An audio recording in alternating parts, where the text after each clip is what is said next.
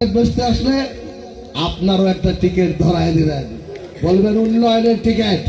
যারা কারা জান্নাতের টিকিট বিক্রি করতে চায়, কারা আপনাদের আবেগ নিয়ে খেলে, কারা আপনাদের ধর্ম নিয়ে খেলে, যাদের উন্নয়ন করার যোগ্যতা নাই, যাদের উন্নয়ন করার পরিকল্পনা নাই, যাদেরকে আপনাদের স্বপ্ন দেখানোর ক্ষমতা নাই এবং স্বপ্ন বাস্তবায়ন করারও যোগ্যতা নাই, এই কারণে আপনাদের জান্নাতের টিকিট দেখায়। কিন্তু আমার বিশ্বাস এইবার ভোলা পৌরসভার ভোটাররা প্রমাণ করে দেবে যে তারা সততার সাথে উন্নয়নের সাথে, ঠিক আছে?